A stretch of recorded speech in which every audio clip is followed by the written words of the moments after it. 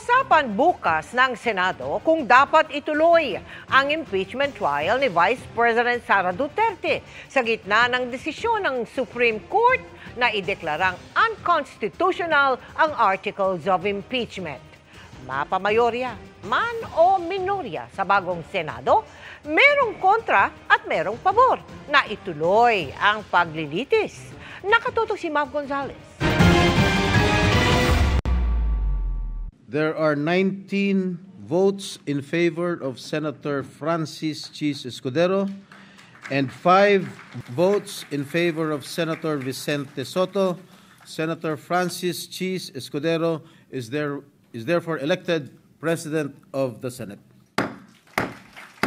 Of evasion. Without mental reservation or purpose of evasion. So help me God. So help me God. Congratulations. Mananatiling Senate President si Senador Chis Escudero sa 20th Congress matapos makuha ang suporta ng supermajority ng Senado.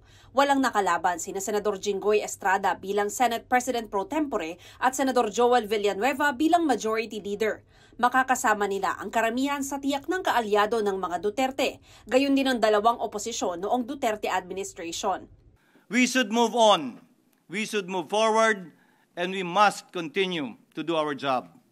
For the sake of our people, it is time we trade the colors of our campaigns for the colors of our country. Our aligning with the majority does not and will not undermine our ability to remain fiercely independent as a senator of the Republic. Dahil natalo sa Senate presidency, otomatikong minority leader si Senador Tito Soto at minority ang mga bumoto para sa kanya, kung saan meron ding kilalang kritiko at kaalyado ng dating Pangulo. I can take the oath by merely saying that I will perform the duty of a minority leader. Sa kabila ng malinaw ng mayorya at minorya, hindi sa hatiang yan nakasunod ang posisyon ng mga senador kung dapat ituloy ang impeachment trial laban kay Vice President Sara Duterte sa gitna ng ruling ng Korte Suprema na unconstitutional ang Articles of Impeachment. Wala na dapat paglilitis ayon kina Majority Senators Jinggoy Estrada at Amy Marcos at Minority Senators Loren Legarda at Mig Zubiri. No, there should not be a trial anymore because the Supreme Court had already spoken. And if we proceed with the trial, we are flirting with the constitutional crisis.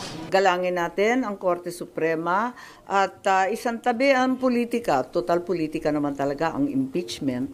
At ang mas mahalaga ngayon ay magtrabaho. Sa tingin ko ay kailangan umiral ang rule of law. Remember that this is not a temporary restraining order. This is an en banc unanimous decision of the Supreme Court. Kung hindi natin susundan itong utos ng Korte Suprema, para tayo maunggoy. Magkahiwalay na rin sa minorya at mayorya sina Senators Risa Hontiveros, Kiko Pangilinan at Bam Aquino. Pero may joint statement sila ng kanilang hindi pagsang-ayon sa desisyon ng Korte Suprema. Anila, sinunod ng Kongreso ang mga dati ng desisyon ng Korte kaugnay ng pag-initiate at pag-transmit ng impeachment complaint. Hindi anila patas na biglang binago ang kahulugan ng initiate o itinuturing na simula ng impeachment. Dagdag ni Hontiveros, dapat ituloy ang impeachment trial. The Senate Impeachment Trial Court is in session, ongoing ang trial. So yan po ang presumption ko. Pinanghawakan ko pa rin yung inanunsyo ni presiding officer dati na uupo kami ulit bilang korte bukas, Martes, no, 29 ng Hulyo. At syempre, top of mind sa amin ngayon yung kalalabas na desisyon ng Korte Suprema. So, kailangan din naming magkasundo paano kami magpo-proceed. Personal na tingin ni Escudero, dapat sumunod sa Korte Suprema. Pero Senado aniya ang magdedesisyon. As a lawyer and as an officer of the court, we do not have a choice. That is my position. We will do what we need to do in accordance with the Constitution and the rule of law. The plenary will decide. Nagpatawag na ng All-Senator Caucus si Senate President Chis Escudero bukas at inaasahang kasama sa mapag-uusapan ang impeachment trial ni VP Sara. Dagdag niya, pag-uusapan din sa plenaryo kung maghahain ng bukod na motion for reconsideration ang Senado para iapela ang desisyon ng Korte Suprema. Para sa GMA Integrated News, Mav Gonzalez, nakatutok, 24 Oras.